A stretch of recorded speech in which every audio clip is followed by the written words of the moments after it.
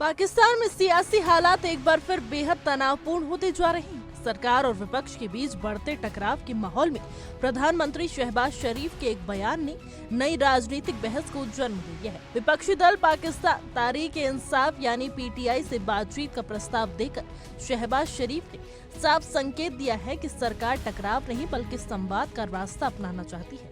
लेकिन सवाल ये है कि क्या मौजूदा हालात में ये बातचीत वाकई मुमकिन हो पाएगी। ये प्रस्ताव ऐसे समय पर आया है जब पाकिस्तान की राजनीति पहले से ही उबाल पर है। पीटीआई के संस्थापक और पूर्व प्रधानमंत्री इमरान खान और उनकी पत्नी बुशरा बीवी को भ्रष्टाचार के मामले में 17 साल की सजा सुना दी गई है। इस फैसले के बाद देश के कई हिस्सों में असंतोष गहराता हुआ दिखाई दे रहा है और बड़े पैमाने पर विरोध प्रदर्शन की आशंका जताई जा रही है। ऐसे माहौल में सरकार की ओर से बातचीत की पेशकश को कई लोग एक रणनीतिक कदम के तौर पर देख रहे हैं। इस्लामाबाद में संघीय कैबिनेट की बैठक की अध्यक्षता करते हुए प्रधानमंत्री शहबाज शरीफ ने साफ शब्दों में कहा कि अगर पीटीआई गंभीरता और सकारात्मक सोच के साथ बातचीत करना चाहती है तो सरकार भी हर स्तर पर संवाद के लिए तैयार है। उन्होंने ये भी स्पष्ट किया कि बातचीत केवल संवैधानिक और वैध मुद्दों पर ही होगी।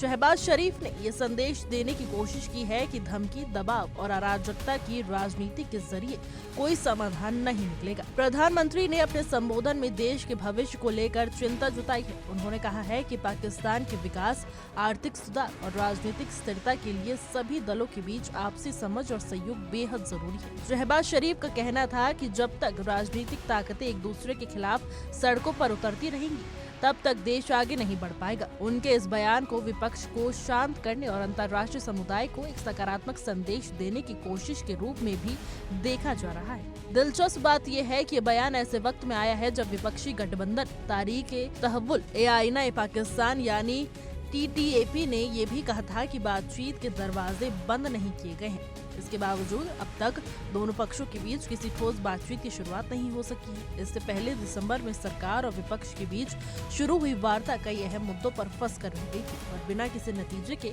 खत्म हो गई थी। इधर जेल में बंद पूर्व प्रधानमंत्री इमरान खान ने सरकार के खिलाफ अपने तेवर और तेज कर दी है। उन्होंने खैबर पख्तूनवा के मुख्यमंत्री सोहेल अफरीदी को सड़कों पर उतरने की तैयारी करने का निर्देश दिया है।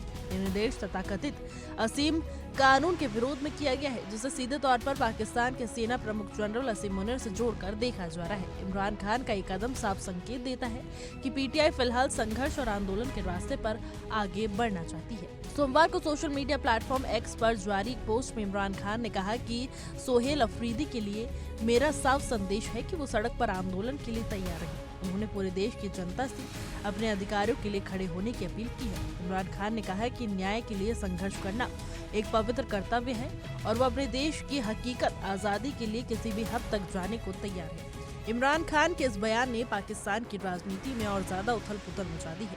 एक तरफ सरकार संवाद की बात कर रही है तो दूसरी तरफ विपक्ष सड़कों पर उतरने की तैयारी में जुटा हुआ है। ऐसे में ये सवाल और गहराता हो गया है कि क्या बातचीत की पेशकश सिर्फ एक राजनीतिक बयान बनकर रह जाएगी या वाकई पाकिस्तान की सियासत में किसी बड़े बदलाव की शुरुआत होगी।